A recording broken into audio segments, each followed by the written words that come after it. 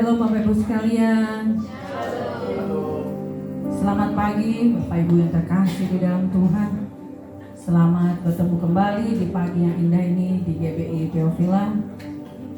Saya mengucapkan juga selamat datang bagi yang baru pertama kali datang ke GBI Theophila. Saya percaya kasih setia, penyertaan Tuhan dan pertolongan Tuhan ada bersama-sama dengan kita sepanjang minggu ini. Mari kita datang kepada Tuhan pagi ini beribadah, menaikkan syukur kita buat segala perkenanannya dan kasih setianya dalam hidup kita. Mari kita sama-sama datang kepada Tuhan. Terima kasih Tuhan buat pertemuan yang manis dan luar biasa pada pagi hari ini. Bukakanlah Tuhan pintu kebenaran-Mu ya Bapa. Sebab kami ingin masuk ya Tuhan.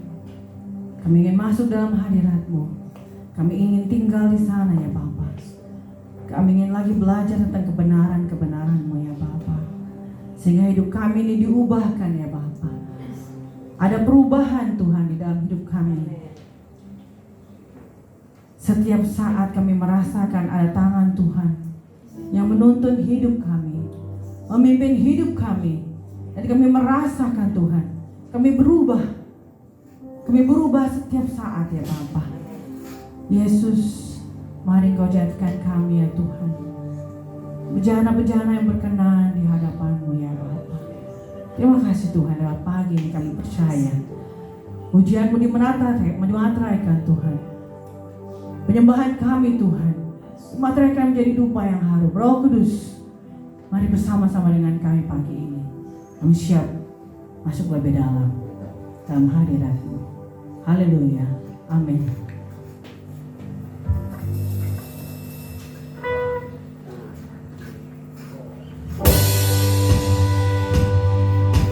Marilah datang kepadaku yang letih lesu dan beban berat, sebab aku akan memberikan kelegaan kepadamu. Mari kita datang pagi, kita ucapkan syukur kepada Tuhan. Ada Tuhan yang memberikan kita kasih setianya dan penyertaannya dalam hidup kita dengan luar biasa. Haleluya.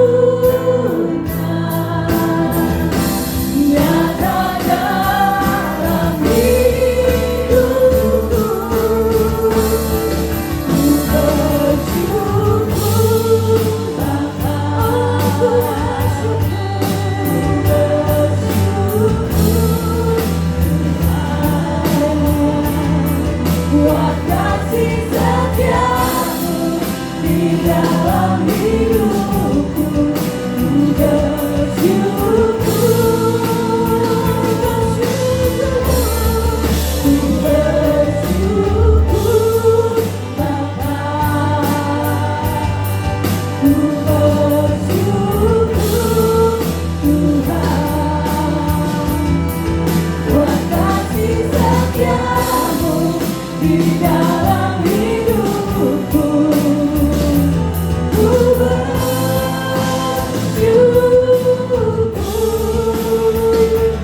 Tuhan.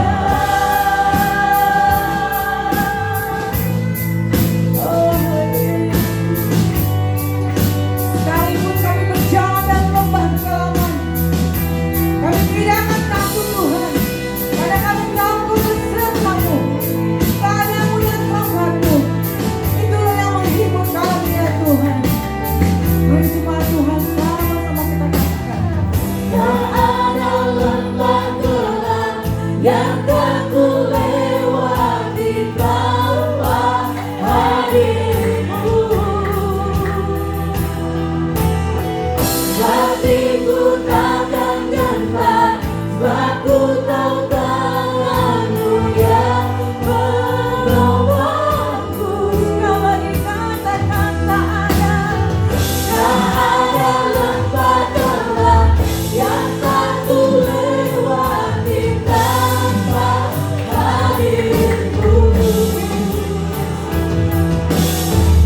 Hatiku takkan gentar, sebab ku tahu tanganmu yang menolongku. Daulah Tuhan, Daulah Yesus, Daulah Tuhan, hanya Kau ku percaya. Daulah Yesus, Daulah Yesus, Daulah Tuhan, harapan hidupku.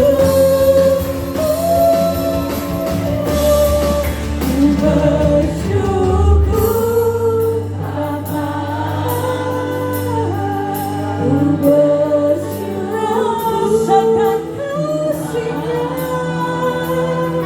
buat kasih setiamu di dalam hidupku. Ku bersyukur Kau baik Tuhan, ku bersyukur Bapakku, ku bersyukur Tuhan yang perkasa, kasih setiamu di dalam hidupku. Ku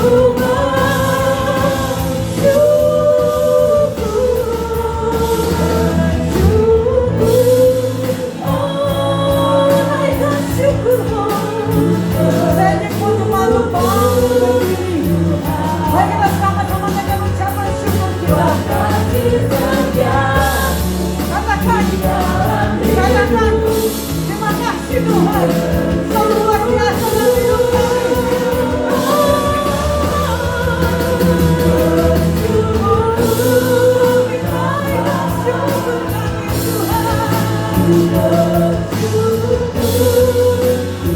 Terima kasih ya Tuhan, buat kasih setiamu di dalam hidupku.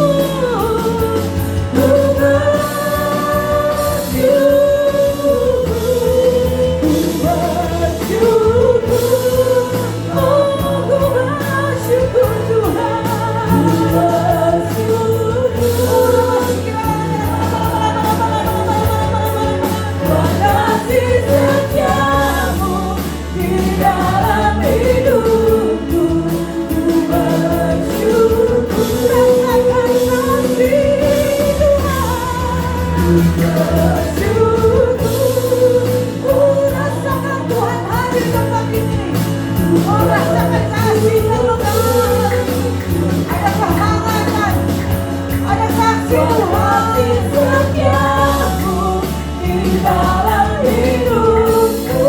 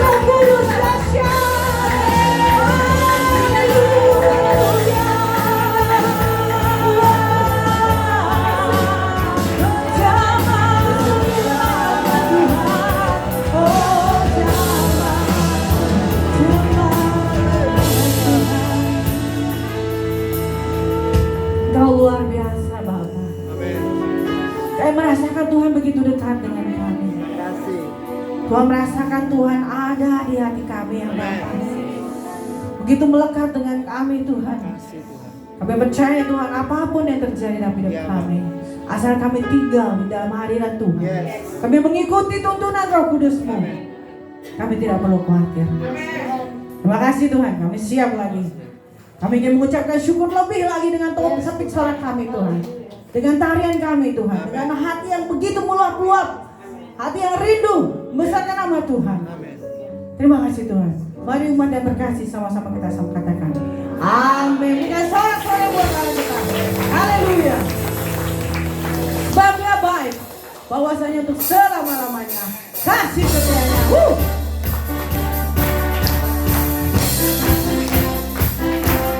Mari masuk ke rumahnya Tuhan dengan pujian syukur, latarannya dengan puji-pujian. Haleluya.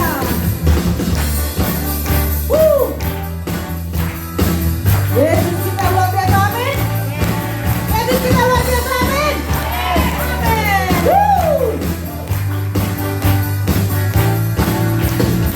Ku berpuji gerbangnya Tuhan dengan hati yang bersyukur. Hati bersyukur. Bersorak memuji Tuhan. Suka kita sebab Dia baik, Dia sungguh baik. Rasakan rasakan kebaikan Tuhan. Dia sungguh baik, kasih setia dan kekal selamanya. Haleluya. Terima kasih Tuhan.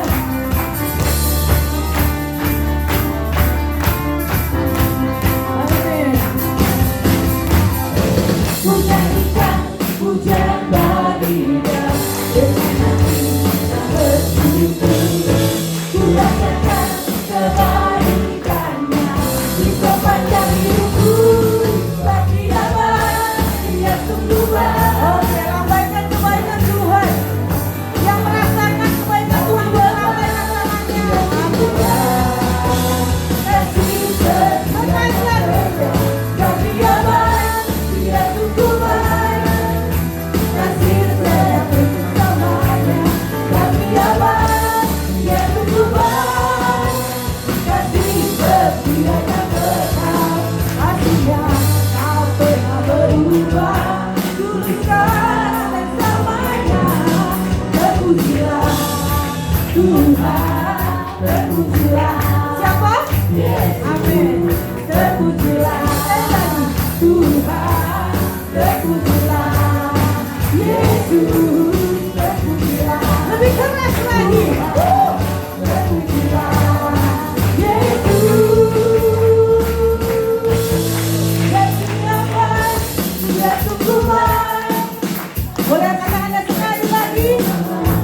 Sebab Dia baik, Dia sungguh baik. Kasih setia yang kekal. Sebab Dia baik, Dia sungguh baik. Yesus, kasih jempolnya buat Tuhan Yesus. Sebab Dia baik, Yesus yang terbaik. Dia yang terbaik. Sebab Dia baik, Dia sungguh baik. Yes. Kasih setianya untuk selamanya. Sebab Dia baik, Dia sungguh baik. Kasih setia, kasih setianya, kasih setia sekali lagi, kasih selamanya, selamanya. Dengan sorak-sorai buat Dia, kami bangga punya Allah seperti-Mu Tuhan. Allahku yang luar biasa. Bersama-sama bagi Dia baik.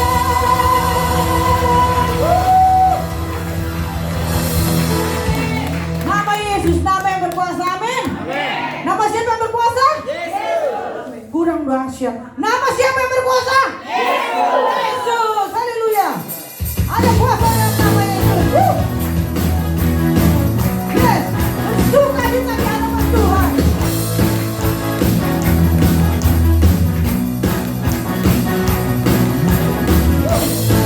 Nama di atas segala nama. Nama yang menyembuhkan. Nama yang membebaskan. Nama yang memberi kita pengharapan.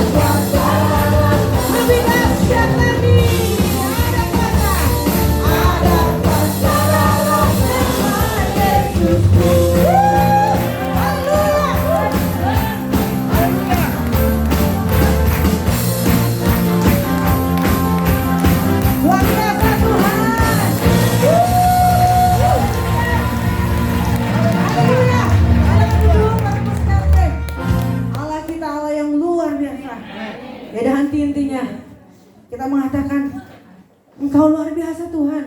Tidak sekali dua kali, dalam satu hari berkali-kali kita katakan Allah kita luar biasa. Amin. Terima kasih ya Tuhan. Kami perlu Engkau Tuhan. Kami tidak dapat jalan sendiri. Haleluya.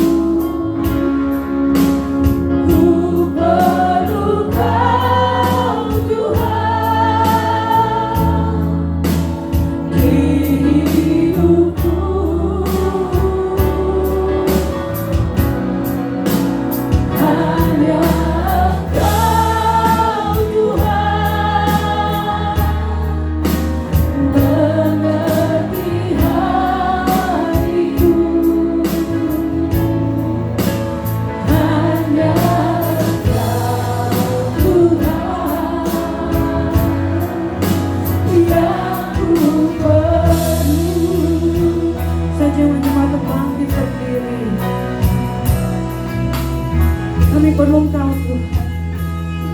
Kami tidak dapat jalan sendiri. Dunia ini terlalu menakutkan Tuhan. Kami perlu Tuhan setiap saat. Mari Roh Kudus pimpin kami. Mari jemaat Tuhan mintalah kepada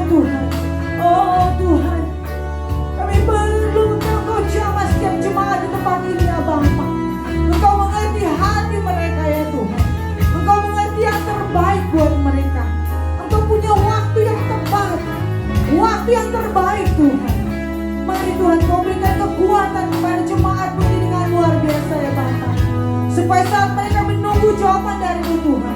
Mereka dikuatkan dengan kebenaran firman-Mu ya Tuhan. Oh haleluya. Mari kita katakan sekali lagi.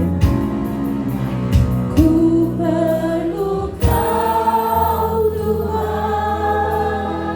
Rasakan Tuhan. Menjamah hatiku. Panggil Dia. Ku perlu Kau Tuhan. Mintalah padanya. Oh Roh Kudus, dengarkanlah. Hanya Engkau Tuhan. Jamah Tuhan. Mengerti hati. Kau tahu hatiku. Hanya Engkau Tuhan yang ku perlu. Sekali lagi katakan dengan lembut. Ku perlu Kau Tuhan. Makasih Tuhan.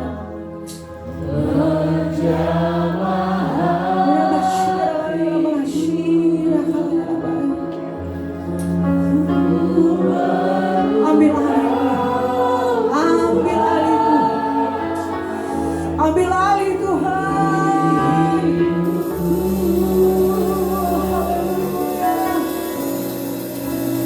Hanya Engkau Tuhan. Mengerti hatiku. Hanya Engkau Tuhan yang ku perlu. Panggil Dia sekali lagi, panggil Tuhan. Ku perlu Kau Tuhan. Menjamah hatiku. Ku perlu Kau Tuhan di hidupku. Oh, hanya Engkau Tuhan. Mengerti hatiku. Hanya Engkau Tuhan yang ku perlu.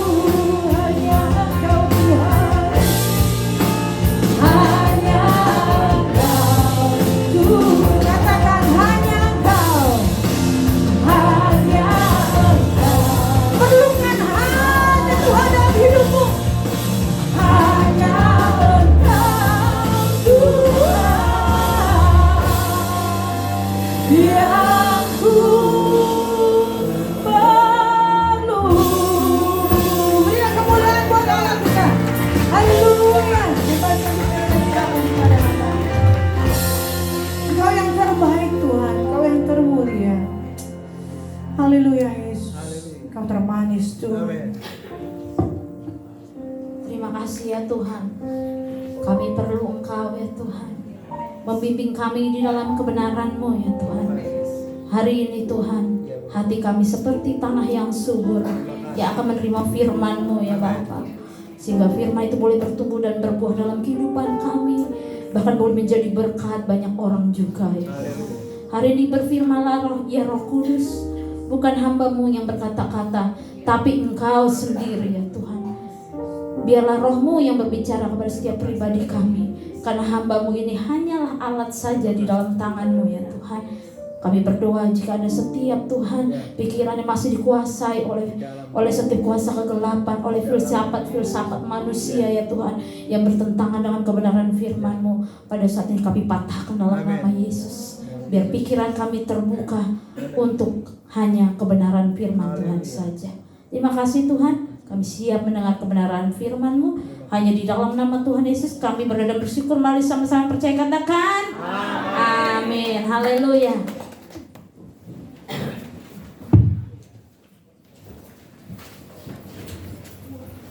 Shalom Bapak Ibu Saudara yang terkasih dalam Tuhan.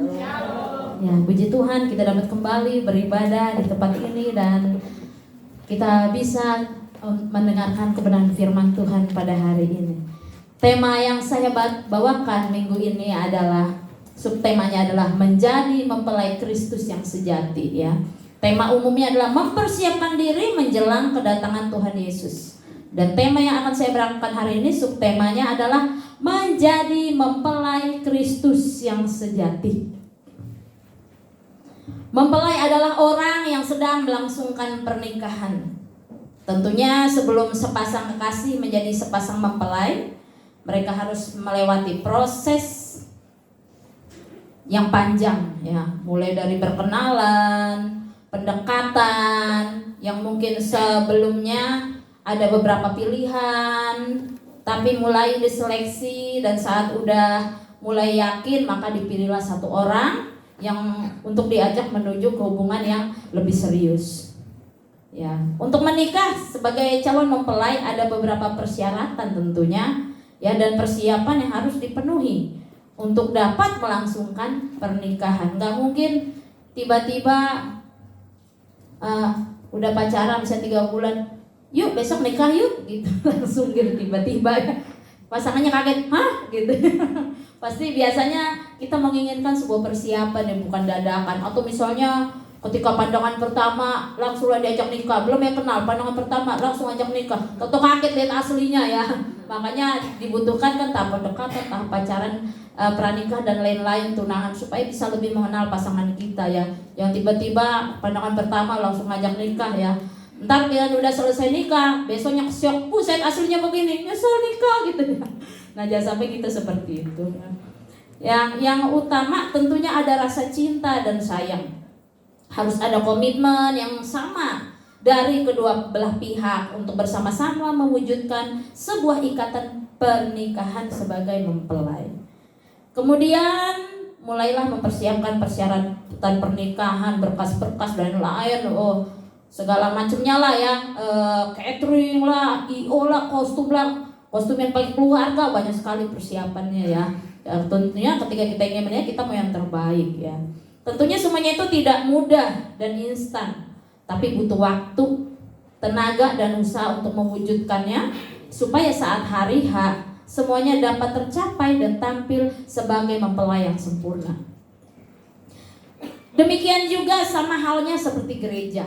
Kita sebagai gereja Tuhan, sebagai jemaat Tuhan, sebagai mempelai wanita, dan Kristus adalah mempelai pria. Sebagai mempelainya Kristus, kita harus mempersiapkan dengan baik di dalam menyongsong kedatangannya kelak, sehingga kita didapati layak menjadi mempelai Kristus yang sejati. Tentunya kita harus memenuhi setiap kriteria dan persyaratan untuk menjadi seorang mempelai Kristus yang sejati. Gak langsung tiba-tiba jadi mempelai Kristus ya. Jadi ya proses dalam hidup ini adalah seperti ini, proses untuk kita memenuhi setiap persyaratan itu. Beberapa hal ini perlu kita miliki sebagai mempelai Kristus yang sejati ya. Saya akan menyampaikan 2 poin ya, hal yang perlu kita miliki sebagai mempelai Kristus yang sejati. Tapi walaupun 2 poin tapi panjang Bapak Ibu Saudara ya. Nah, ya biar kita boleh menyimak kebenaran firman Tuhan hari ini. Yang pertama adalah hati yang mengasihi dan mencintai Tuhan.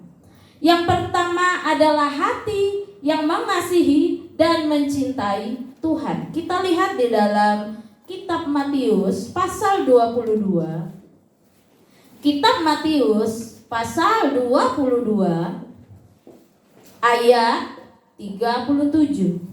Kitab Matius pasal 22 ayat 37. Oke. Saya akan membacakannya. Saya akan membacakannya. Dikatakan demikian.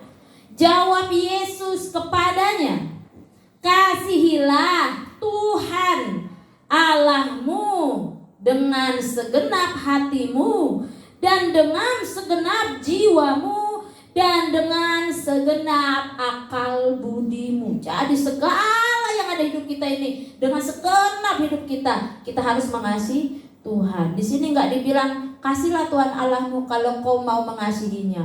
Kasihlah Tuhan Allahmu setengah-setengah nggak apa-apa gitu, nggak ada.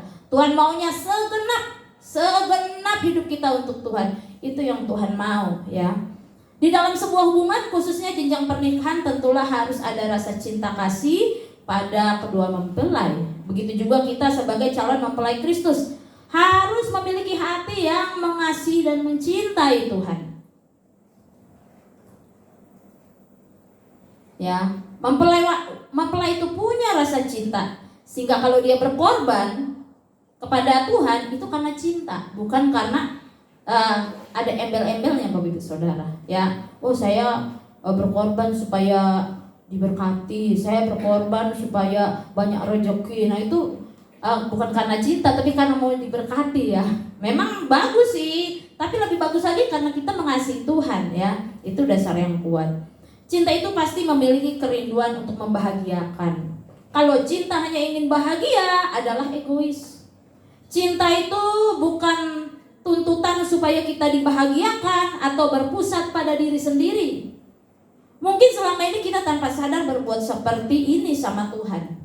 Kita menuntut Tuhan untuk memberkati kita, menyertai kita, menjawab doa kita, menolong kita. Namun kita seringkali melanggar kehendaknya dengan hidup sesuka hati dan sesuai pikiran dan kemauan sendiri.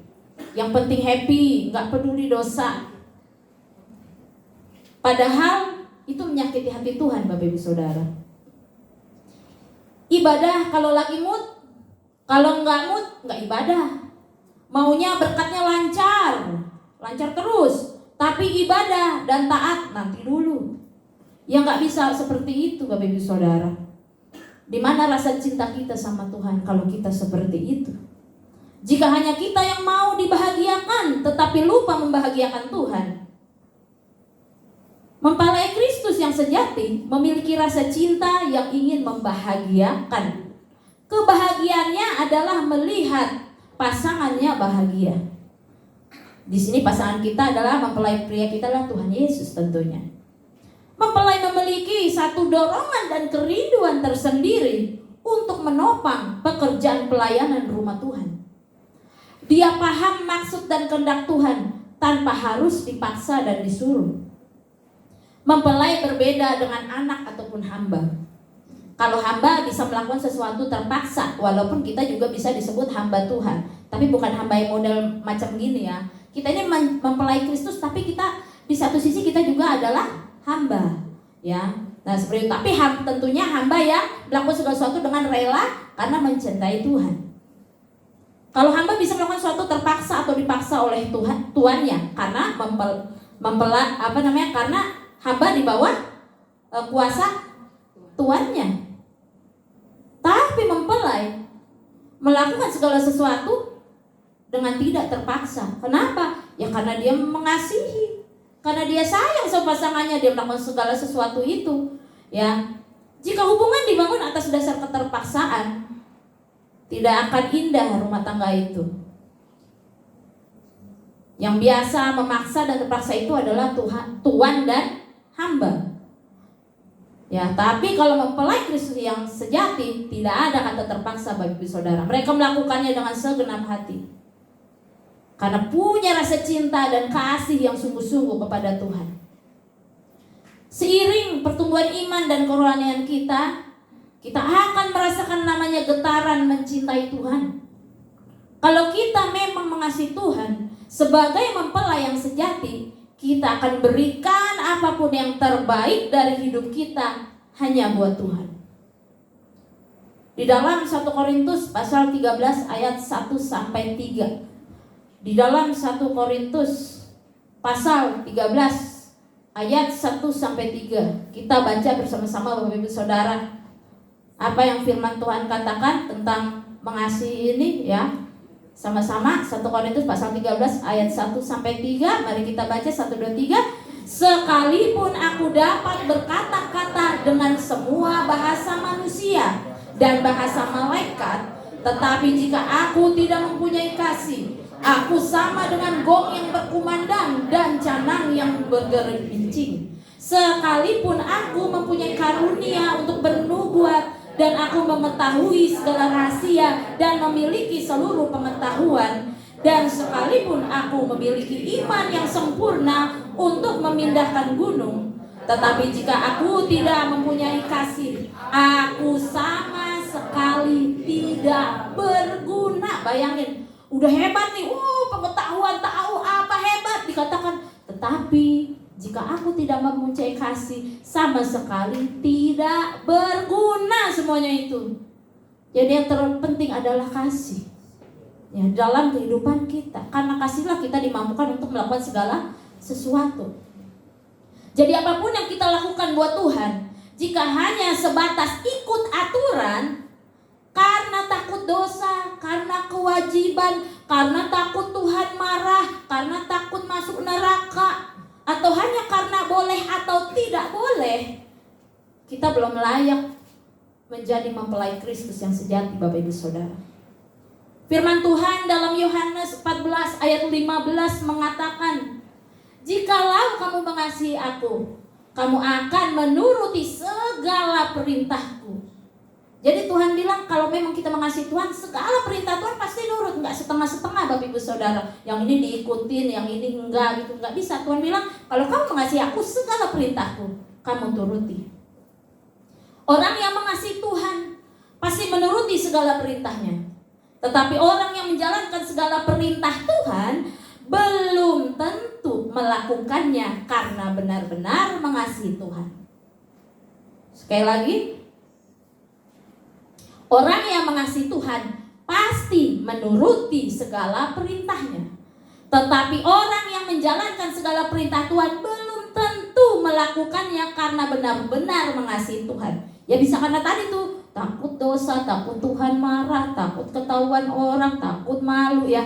Akhirnya dia taat ya kan, kayak peraturan kantor sekolah ya kan. Terkadang ya kita taat karena nanti kalau misalnya absennya terlambat dipotong gajinya, akhirnya kita patuh ya, patuhnya karena takut dipotong gajinya ya kan, begitu Bapak Ibu Saudara. Tapi taat dia, ya ternyata karena takut dipotong gajinya kan, seperti itu.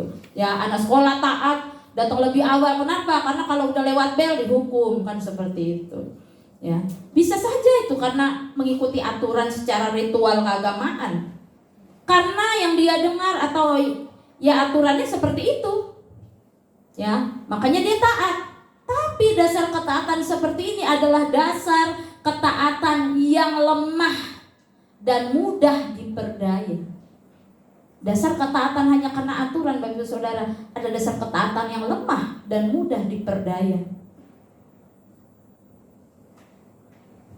Kita baca di dalam 2 Korintus 11 ayat 2 sampai 3. 2 Korintus 11 ayat 2 sampai 3. Saya akan membacakannya.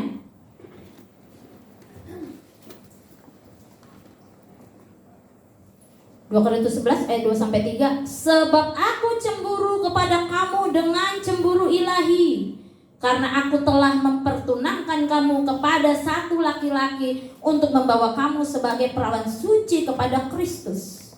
Tetapi aku takut kalau pikiranmu disesatkan dari kesetiaan kamu yang sejati kepada Kristus, sama seperti Hawa diperdayakan oleh ular itu dengan kelicikannya. Kita lihat di sini ya, bahwa ya Paulus penulis ini khawatir ya bahwa kita bisa diperdaya ya, karena kita ini sudah dipertunangkan dengan mempelai pria, yaitu Tuhan Yesus, kita sebagai jemaat Tuhan. Nah, ketika godaan dan cobaan datang, kita akan mudah goyah kalau dasarnya seperti ini dan bimbang. Tetapi jika kita melakukan segala sesuatunya atas dasar kasih kepada Allah, segala godaan dan tantangan tidak akan membuat kita bimbang, karena kita benar-benar mengasihi Allah. Maka kita akan tetap setia kepadanya, tidak berpaling kepada apapun yang di luar dari kebenaran firman Tuhan. Orang yang melakukan segala sesuatu dengan kasih dan tanpa kasih, actionnya beda, Bapak Ibu Saudara.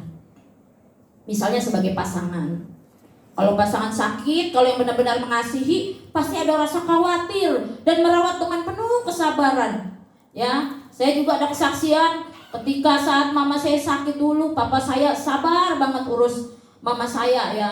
Apa namanya? Selalu papa saya bilang kalau mamanya udah mulai gelisah gitu kan waktu sakit ya, sempat yang nggak bisa 6 bulan kalau nggak salah nggak bisa gerak lagi kan, di rumah aja gitu, udah di bidang paliatif. Papa bilang, ada apa mah? Papa sayang sama mama gitu ngomongnya. Ya mah gitu ya begitu ya. Jadi luar biasa ya, bisa menjadi teladan buat anak-anaknya. Yang saat dirawat di rumah sakit, papa saya setia berhari-hari nginep di rumah sakit. Ya, menjaga dan mendampingi mama saya.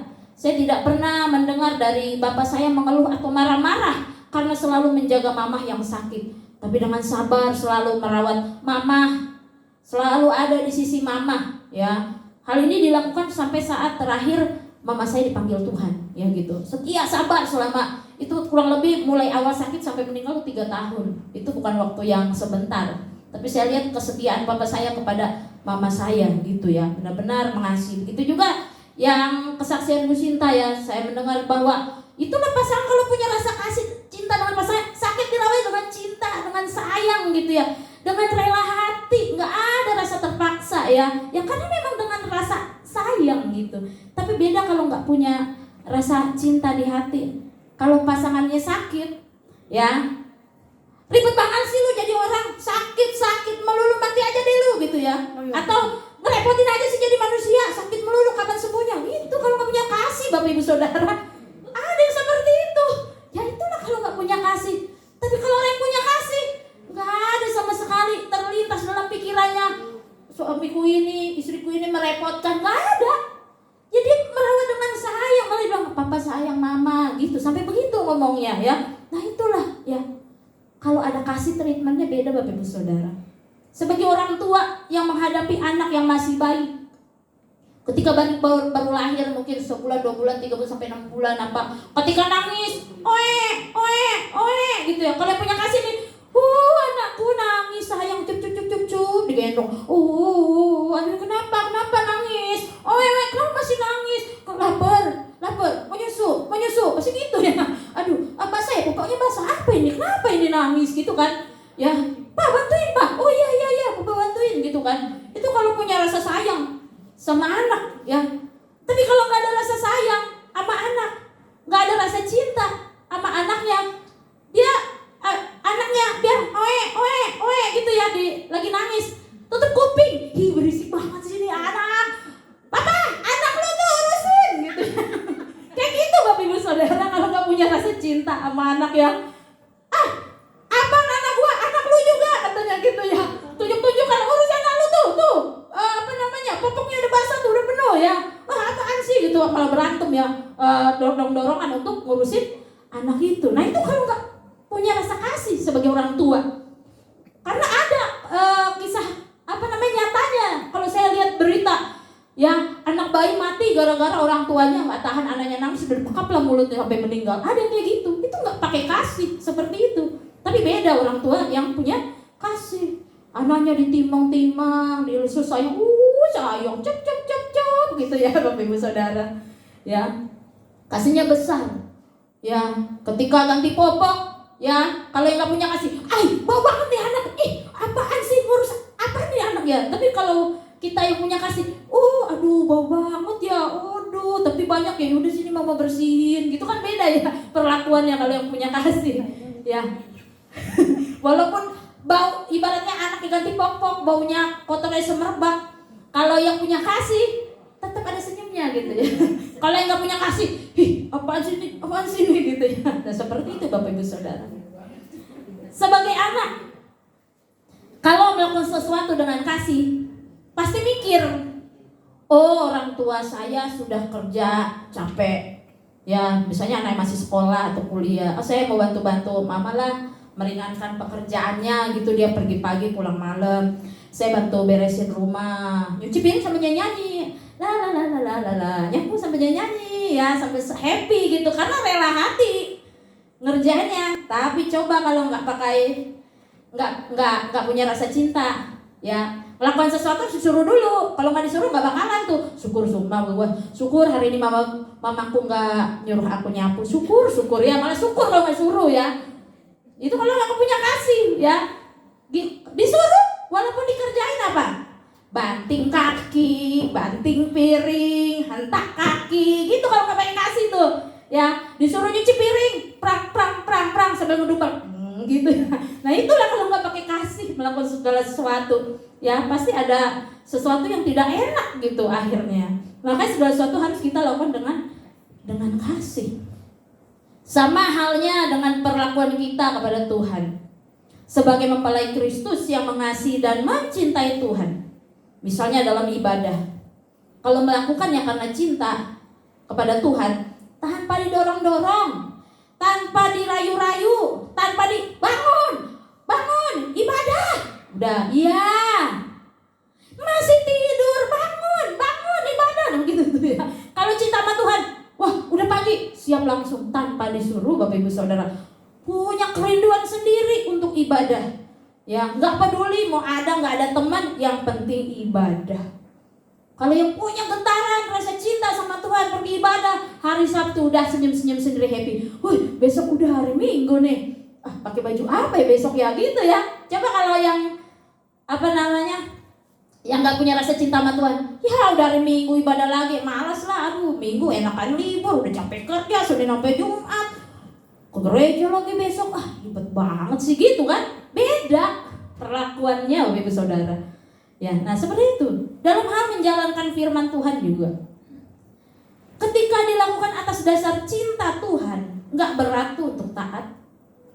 Biar ada godaan datang untuk berbuat dosa, nggak tergoda tuh. Karena memang dasarnya cinta sama Tuhan. Namanya cinta pastikan nggak mau mengecewakan yang kita sayang. Maunya bikin dia happy terus, bikin senang.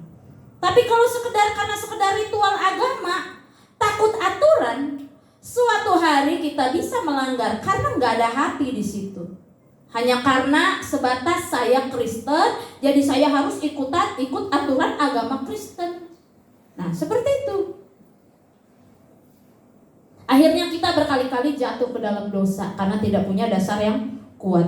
Saat nggak ada yang ngawasin, ya udah deh berbuat dosa akhirnya. Dalam hal memberi, kita tahu bahwa mendukung pekerjaan dan pelayanan Tuhan di tempat ini ada hal yang baik. Ya, gereja tempat kita tertanam dan bertumbuh itu ketika kita mendukung pekerjaannya itu menyenangkan hati Tuhan. Misalnya lewat perpuluhan, lewat persembahan ibadah minggu, janji iman, persembahan ucapan syukur, menyumbang sesuatu mungkin selain materi untuk kemajuan pekerjaan Tuhan di tempat ini. Bahkan bisa juga di tempat lain ya. Nah, kalau yang cinta Tuhan, ya melakukannya dengan sukacita, dengan rela hati, inisiatif tanpa disuruh-suruh. Motivasinya yang penting Tuhan berkenan, yang penting Tuhan dimuliakan dan disenangkan. Sedikit kesaksian saya, dalam kehidupan saya pun Bapak Ibu Saudara, saya belajar untuk melakukan segala sesuatu atas dasar karena cinta kepada Tuhan. Kalau saya berdoa, selalu saya berdoa, setiap hari saya bilang gini, ada kata gini, Bapakku yang kucinta. Selalu begitu saya berdoa, ya. Ya, ada lagi yang bilang gini kan, kita bikin romantis ya, gitu ya, kayak gitulah ya.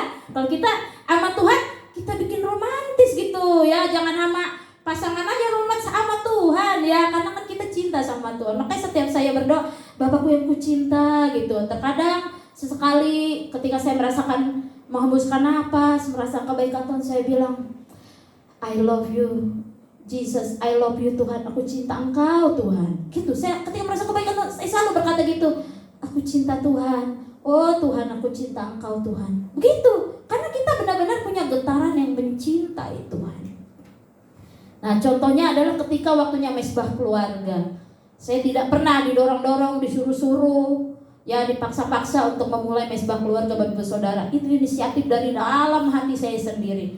Ketika maupun sibuk, lagi ngantuk, melihat udah jam 9 langsung melek Bapak Ibu Saudara. Oh ya udah jamnya ya. Ayo doa mesbah ya. Itu saya lakukan sampai saat ini di tengah keluarga saya. Saya berkomitmen untuk mengajak selisih rumah saya untuk memulai mesbah keluarga. Tidak pernah saya dipaksa-paksa, malah saya mungkin yang maksa-maksa, ayo banget, ayo ini gitu. Nah seperti itu Bapak Ibu Saudara. Ya, dengan kerelaan hati membangun hubungan dengan Tuhan. Karena ada rasa cinta dan kerinduan untuk bersekutu kepada Tuhan. Dalam hal memberi, saya sejak usia sekolah SMP belajar untuk mengembalikan perpuluhan. Nggak pernah saya disuruh sama orang tua, Bapak Ibu Saudara. Saya inisiatif perpuluhan sendiri semenjak SMP. Saya ingat banget dulu waktu ini belum direnovasi, itu kotak perpuluhannya tuh warna coklat di situ di ujung. Saya suka masukin Bapak Ibu Saudara. Ya, ketika saya masih usia sekolah. Kesadaran saya muncul karena sejak kecil saya mendengar firman Tuhan tentang perpuluhan di tempat ini tentunya. Dan hal itu mendorong saya untuk menyatakan kasih kepada Tuhan melalui setiap perpuluhan. Makanya penting sekali sejak kecil Bapak Ibu Saudara, anak-anak kita dibawa ke gereja, rajin ke gereja. Ya, jangan bilang, ya kalau mau ke gereja, kalau enggak ya udah gitu. Jangan Bapak Ibu Saudara ya. Bapak ayah ibu saya mendidik saya untuk ke gereja. Kalau saya ke gereja gitu ya, seperti itu ya. Jadi harus didorong. Ya otoritas itu ada di tangan orang tua Bapak Ibu Saudara. Jangan ketika anaknya ke gereja, dia nggak mau ke gereja, ya udah gitu ya. Padahal itu kan untuk kebaikan iman dia. Kita harus mendorong dia untuk rajin ke gereja. Ya. Dan ketika saya sejak kecil membiasakan diri untuk taat ibadah dari sekolah minggu, remaja, saya ya rajin ibadah setiap minggunya, maka disitulah iman dan rasa cinta saya sama Tuhan bertumbuh semakin besar ketika rajin ibadah itu. Mungkin ada yang berpendapat, ngapain anak sekolah, masih belum sekolah, belum punya pendapatan sendiri, kok udah perpuluhan? Karena ada orang tuanya udah perpuluhan duitnya, udah 10%-nya dari yang punya orang tua itu.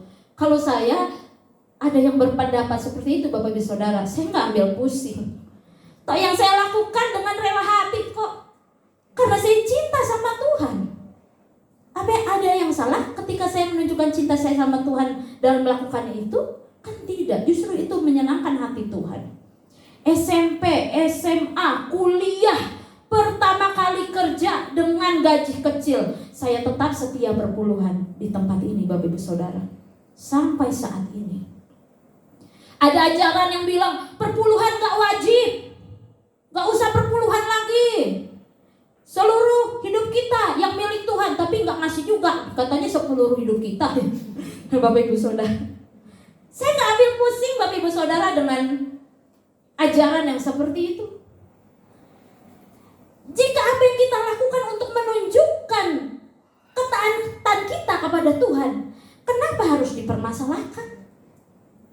Yang kita lakukan kan menunjukkan ketaatan kita sama Tuhan. Kenapa harus kita mencari-cari wajib apa enggak nih jadinya? Wajib apa enggak nih gitu ya. Dari kita sendiri mau nunjukin ketaatan kita enggak sama Tuhan. Kalau itu sesuatu ketaatan, saya rasa itu enggak perlu dipermasalahkan Bapak Ibu Saudara. Ya. Saya sampai bahkan ketika sampai saat ini ya, ketika saya pertama kali bekerja di gereja samping kampus saya perpuluhannya walaupun gereja di sana dikasih di sana, tetap saya kirim ke sini Bapak Ibu Saudara, karena saya mencintai pekerjaan Tuhan di tempat ini. Ya seperti itu Bapak Ibu Saudara.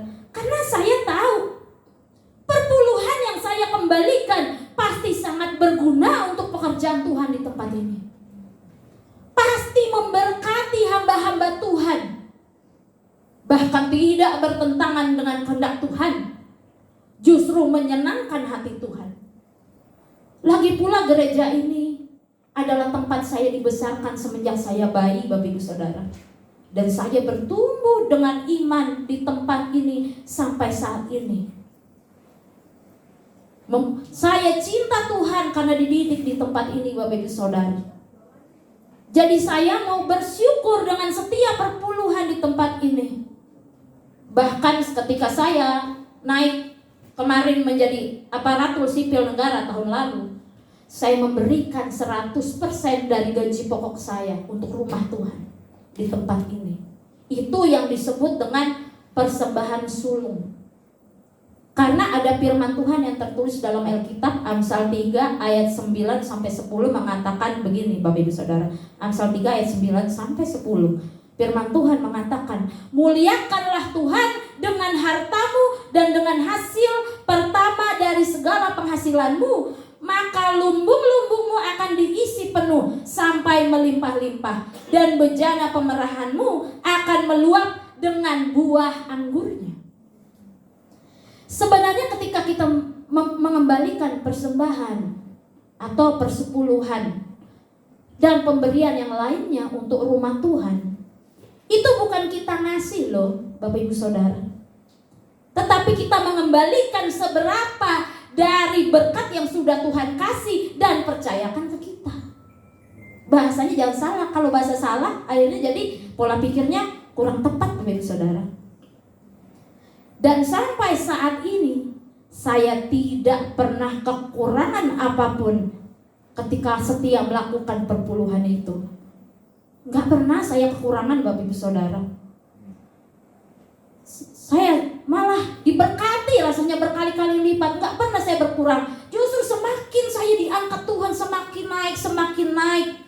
Ya entah itu di dalam karir, di dalam iman, dalam kehidupan. Gak pernah.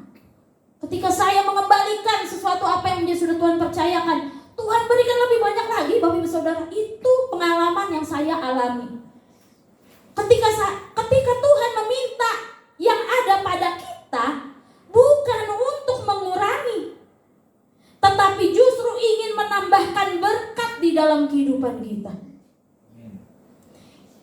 Ingat Bapak Ibu Saudara,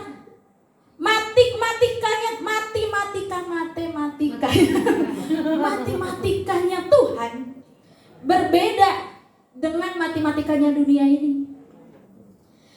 Pemberian 5 roti 2 ikan dari seorang anak bisa menghasilkan makanan untuk 5.000 orang, sisa 12 keranjang. Gimana cara hitung matematikanya Bapak Ibu Saudara? Gak bisa dihitung sama matematika dunia.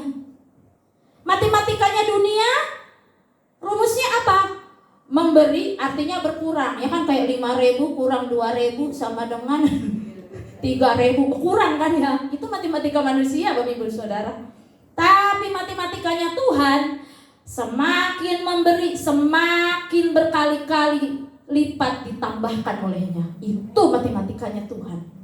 Jadi jangan ragukan matematikanya Tuhan Bapak Ibu Saudara. Anak kecil aja cuma bawa 5 roti 2 ikan, bisa-bisanya bisa ngasih makan 5.000 orang, laki-laki doang itu Bapak Ibu Saudara. Jadi mungkin bisa 15.000 orang sampai 20.000 orang mungkin. Itu pun masih sisa 12 keranjang. Anak kecil mau memberi dari bekalnya, dikasihnya malah memberkati banyak orang. Sama, apapun yang kita beri, itu akan dilipat gandakan Tuhan untuk memberkati orang sekeliling kita Bapak Ibu Saudara. Terus apa yang dipermasalahkan? Saya heran di luar sana kenapa dipermasalahkan hal begitu. Padahal itu kan yang kita lakukan untuk menyenangkan hati Tuhan Bapak Ibu Saudara. Apapun yang kita lakukan untuk menyenangkan hati Tuhan, untuk apa dipertentangkan? Yang penting Tuhan senang bagaimanapun caranya. Tuhan itu terkadang menguji hati kita. Apakah hati kita terikat dengan pemberiannya, atau hati kita melekat hanya kepada sang pemberinya? Matius 6 ayat 33 berkata, tetapi carilah dahulu kerajaan Allah dan kebenarannya, maka semuanya itu akan ditambahkan kepadamu. Itu firman Tuhan bilang Bapak Ibu Saudara. Segala yang kita miliki di dunia ini adalah titipan Tuhan. Tanpa sadar mungkin seringkali kita merasa memiliki dan menggenggam erat apa yang kita dapatkan di dunia ini. Padahal kalau bukan kemurahan dan pemeliharaan Tuhan, kita pun tidak akan bisa menerima segala yang kita miliki saat ini. Kalau kita benar-benar mengasihi Tuhan, kita tidak akan mencari-cari alasan apapun atau kompromi dalam hal ketaatan kita kepada Tuhan. Ada lagu yang mengatakan seperti ini, segalanya yang ku miliki. Itu dengan segenap hati nyanyi Tuhan. Nyanyinya Bapak Ibu Saudara. Segala yang ku miliki Tuhan, segala yang ku miliki, haleluya gitu ya. Semua daripadamu kan ku bawa persembahanku yang terbaik hanya bagimu. Itu kalau nyanyinya dengan segenap hati, oh indah sekali Bapak Ibu Saudara. Orang yang mencintai Tuhan pasti mau berkorban dan bayar harga. Mempelai Kristus yang sejati melakukan segala sesuatu karena rasa cintanya sama Tuhan. Dan ini adalah kehidupan yang sangat indah. Kalau kita melakukan segala sesuatu dengan cinta sama Tuhan, jalani hidup ini indah Bapak Ibu Saudara.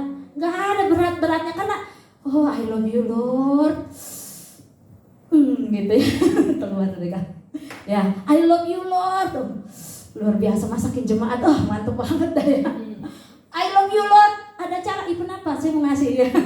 Luar biasa sekali Bapak Ibu Saudara. Apapun ya hati kita, waktu kita kasih sama Tuhan. Karena kita berkata, aku cinta Engkau Tuhan. Pelayanan kita dengan segenap hati kita lakukan Bapak Ibu Saudara. Haleluya. Siapa di sini yang mau lebih lagi mencintai Tuhan Bapak Ibu Saudara? Haleluya. Tuhan melihat dan tersenyum Saudara, Bapak Ibu Saudara saat ini. Yang kedua, seperti apa mempelai Kristus yang sejati? Mempelai Kristus yang sejati memiliki karakter yang dewasa.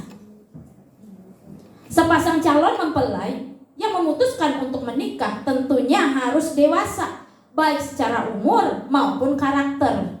Ketika menikah, ya, di saat pikiran karakternya belum matang, maka akan terjadi banyak konflik dalam rumah tangganya. Makanya banyak perceraian dan kekerasan terjadi di dalam rumah tangga karena rata-rata belum siap mentalnya. Begitu pula sebagai calon mempelai Kristus, kita pun harus membangun kedewasaan rohani dan karakter kita. Efesus 4 ayat 13 sampai 15 mengatakan demikian Bapak Ibu Saudara. Efesus 4 ayat 13 sampai 15 mengatakan, sampai kita semua telah mencapai kesatuan iman dan pengetahuan yang benar tentang Allah, kedewasaan yang penuh dan tingkat pertumbuhan yang sesuai dengan kepenuhan Kristus, sehingga kita bukan lagi anak yang diombang-ambingkan oleh rupa-rupa angin pengajaran, oleh permainan palsu manusia dalam kelicikan mereka yang menyesatkan, tetapi dengan teguh berpegang kepada kebenaran di dalam kasih kita, bertumbuh di dalam segala hal ke arah Dia, Kristus yang adalah kepala. Itu kerinduan Tuhan. Jadi ciri orang yang dewasa adalah menjaga kesatuan iman.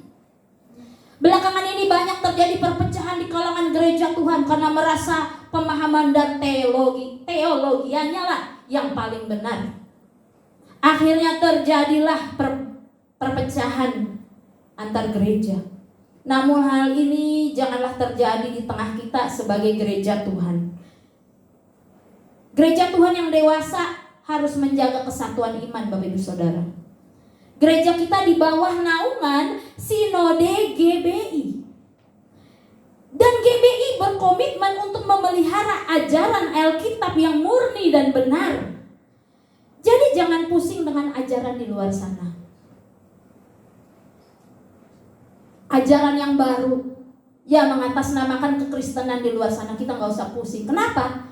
Karena kita sudah ada di jalur pengajaran yang benar di tempat ini, di GBI Theophila Bapak Ibu Saudara. Apa yang disampaikan para hamba Tuhan di tempat ini tentulah sudah sesuai dengan ajaran firman Tuhan, yaitu kebenaran Alkitab. Jangan sampai jemaat Tuhan terpecah hanya karena pengaruh ajaran-ajaran yang simpang siur di luar sana. Seperti yang kitab Efesus katakan, kita jaga kesatuan iman dan pengetahuan yang benar tentang anak Allah. Jemaat yang dewasa tidak mudah diombang-ambingkan oleh rupa-rupa angin pengajaran, tetapi dengan teguh berpegang pada kebenaran Kristus yang adalah kepala. Mempelai Kristus yang sejati tidak mudah diombang-ambingkan oleh godaan di luar sana, karena dia telah menetapkan hati dan cintanya hanya kepada satu saja, yaitu pasangan sejatinya, Kristus Tuhan. Mempelai yang dewasa paham tanpa diberitahu, paham maksud Tuhan. Dia mengerti apa yang menjadi isi hati Tuhannya karena dia selalu dekat dengan Tuhannya. Ya, dia mengerti akan kehendaknya, punya keyakinan dan pendirian iman yang teguh kepada pengajaran Kristus yang benar. Mempelai yang dewasa juga pasti selalu waspada dan berjaga-jaga. Di dalam Wahyu 16 ayat 15, Wahyu 16 ayat 15 mengatakan, lihatlah, aku datang seperti pencuri. Berbahagialah dia yang menjaga dan memperhatikan pakaiannya, supaya ia jangan berjalan dengan telanjang dan jangan kelihatan kemaluannya. Apa yang dimaksud memperhatikan pakaiannya? Apa itu yang dimaksud pakaian? Apa maksudnya nyari baju di sana nanti atau bagaimana? Kita lihat penjelasannya Bapak Ibu Saudara di dalam Wahyu pasal 19 ayat 6 sampai 8. Wahyu pasal 19 ayat 6 sampai 8. Dikatakan demikian. Baca bersama-sama ya Bapak Ibu Saudara, biar nggak ngantuk Bapak Ibu Saudara. Sama-sama kita baca Bapak Ibu Saudara. Lalu aku mendengar seperti suara himpunan besar orang banyak, seperti desau air bah, dan seperti deru gurung yang hebat. Haleluya, karena Tuhan Allah kita telah menjadi Raja. Marilah kita bersuka cita dan bersorak-sorai dan memuliakan Dia, karena hari perkawinan anak domba telah tiba dan pengantinnya kita siap sedia. Dan kepadanya dikaruniakan supaya memakai kain lenan halus yang berkilau-kilauan dan yang putih bersih. Lenan halus itu adalah perbuatan yang benar dari orang kudus. Jadi yang dimaksud baju pakaian di sini perbuatan yang kudus di hadapan Tuhan, perbuatan yang baik. Tapi bukan berarti kita diselamatkan karena perbuatan kita Bapak Ibu Saudara. Percaya Yesus dulu. Ketika kita percaya Yesus sebagai Tuhan Juru Selamat, kita menjalankan keselamatan itu dengan melakukan perbuatan yang baik. Kita menjalankan keselamatan, mengerjakan keselamatan itu melalui apa yang kita perbuat. Dari ayat ini disimpulkan bahwa kita sebagai mempelai Kristus yang dewasa pasti menjaga kehidupan dan perbuatan kita supaya tetap murni dan benar di hadapan Tuhan. Sehingga saat waktunya tiba, dikatakan memakai kain lenan halus yang berkilau-kilauan. Itulah sebabnya kita harus menjaga sikap dan perbuatan kita dengan benar. Karena itu akan menjadi pakaian kita kelak. Pakaian yang putih, bersih, tidak bernoda, menandakan kehidupan yang menjaga kekudusan dan kesucian. Seorang yang dewasa pastilah ia berjaga-jaga. Seperti apa berjaga-jaganya?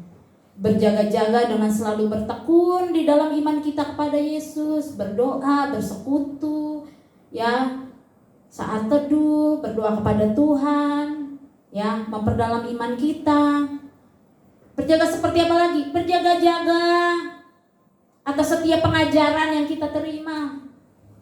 Berjaga-jaga atas pikiran, hati, dan perbuatan kita agar tetap di dalam ketaatan terhadap firman Tuhan. Berjaga-jaga di dalam roh dengan cara hati dan pikiran kita terkoneksi setiap saat kepada Tuhan. Banyak anak Tuhan yang tanpa sadar ia kecolongan Bapak Ibu Saudara. Kecolongan apa nih? Kecolongan karena tidak berjaga-jaga. Tidak berjaga-jaga atas apa? Atas hati dan pikirannya. Akhirnya karena gak berjaga-jaga, ada pikiran, gak tahu suara dari mana itu ya, kanan, kiri, depan, belakang gak tahu ya. Tiba-tiba ada aja muncul tuh pikiran negatif apalah. Ya akhirnya muncullah seperti itu. Karena gak menjaga pikirannya, muncul pikiran negatif, prasangka buruk yang menguasai pikirannya. Sehingga gara-gara mikir sendiri hal seperti itu, muncul sendiri juga kekecewaan, sakit hati, akar kepahitan, iri hati, kebencian. Padahal yang olah sendiri pikirannya, ya. Padahal belum tentu begitu gitu terjadi di dalam kehidupan. Tapi karena pikiran gak dijaga, akhirnya muncullah melalui perbuatan cerminan hatinya. Ya, akhirnya itu bisa pelan-pelan merusak jiwa, dan membuat kita menjauh dari Tuhan. Menjauh dari persekutuan dan akhirnya terhilang Bapak Ibu Saudara. Hal ini janganlah terjadi di dalam kehidupan kita. Mari, jika di dalam kehidupan kita ada gejala-gejala seperti ini, sadarilah dan kembalilah berjaga-jaga. Kerinduan Tuhan Yesus adalah agar kita dijumpai sebagai mempelai Kristus yang tak bercacat dan tak bernoda pada saat kedatangannya. Sebagai mempelai Kristus yang dewasa, kita punya nilai-nilai kerajaan sorga. Artinya kita sadar kita diangkat sebagai mempelai Kristus. Berarti standar kehidupan kita harus berbeda. Kita hidup bukan untuk kepentingan diri sendiri, tetapi segala sesuatu untuk kemuliaan Kristus Yesus. Mempelai Kristus yang dewasa juga tidak menuntut, tetapi bertanggung jawab dan berjuang.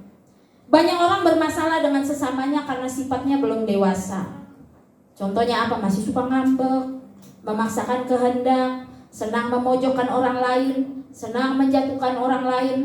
Tetapi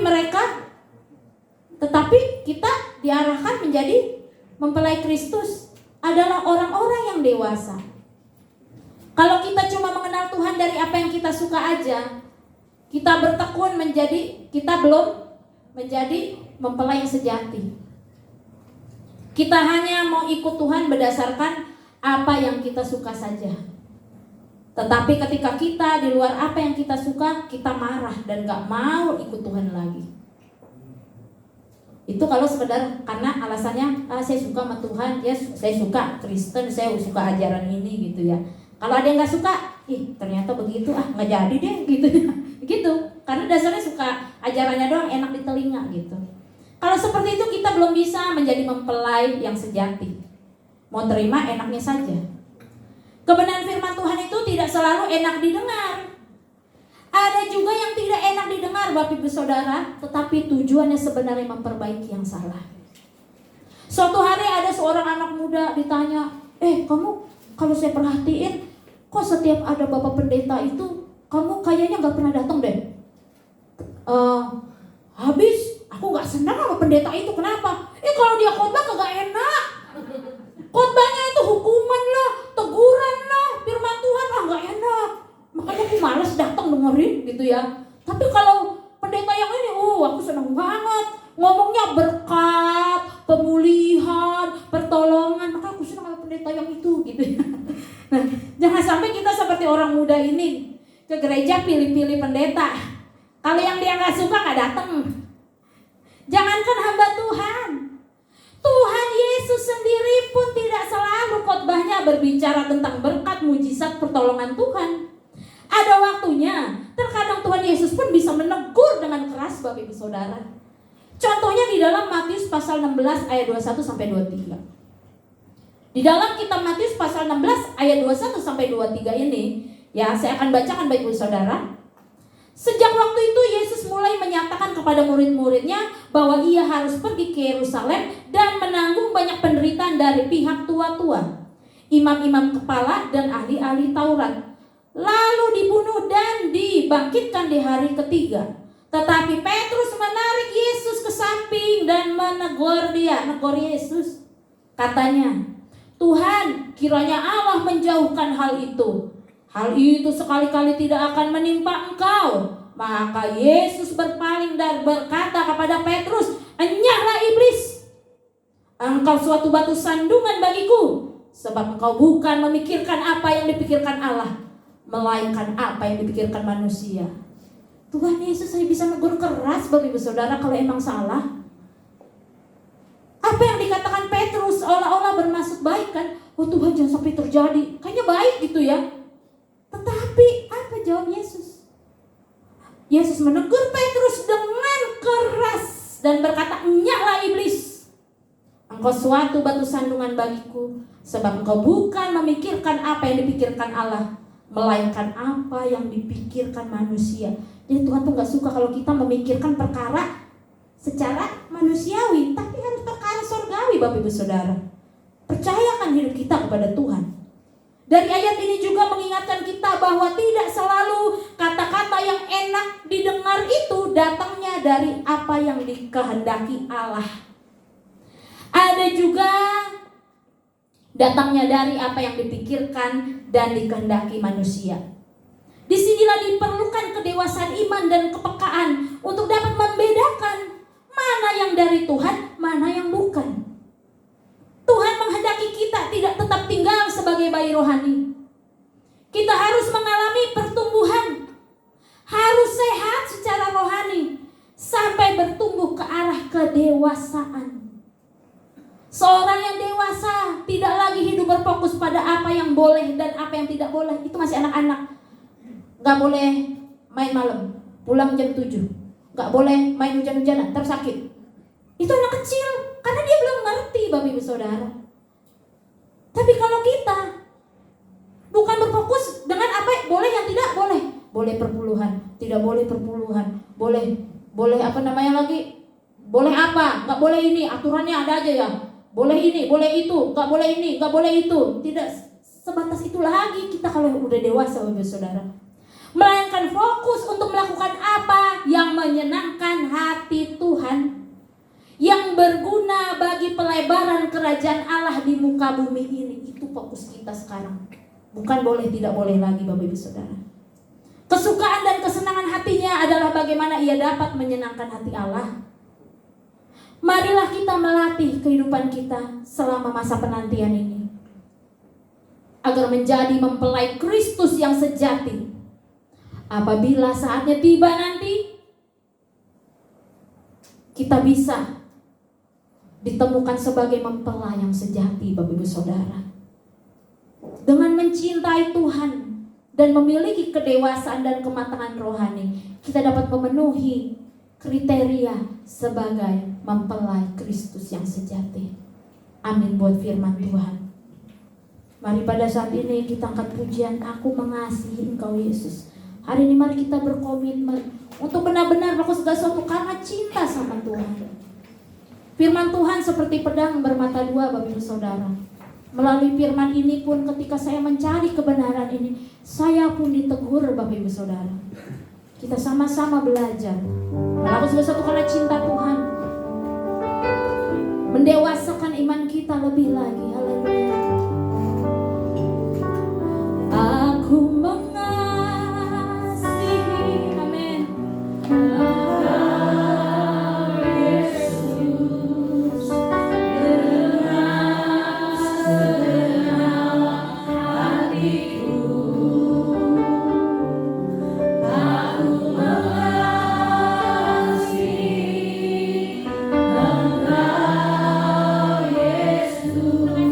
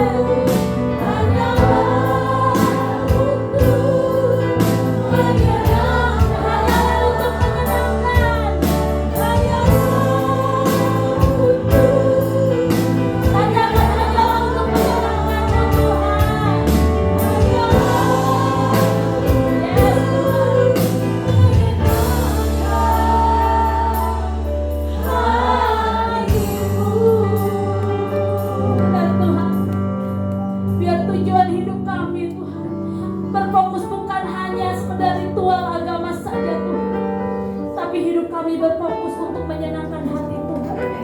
Karena rasa cinta kami yang besar akan Engkau Tuhan, kami melakukan apapun yang menyenangkan hati Tuhan. Kami mau dengar apa yang menjadi kehendak Tuhan saja ya Tuhan. Kami mau bangun kedewasaan iman dan karakter kami, karena kami mau menjadi mempelai Kristus yang sejati ya Bapa. Kau menolong setiap jemaat di tempat ini, biar Roh-Mu memampukan setiap jemaat-Mu untuk semakin bertumbuh dan mencintai Tuhan semakin dalam ya Bapa. Terima kasih ya Tuhan, kami percaya setiap firman ini boleh tertanam dan bertumbuh dalam kehidupan kami dan menjadi berkat ya Bapa. Terima kasih ya Tuhan, kami sudah berdoa dan mengucap syukur. Haleluya, amin.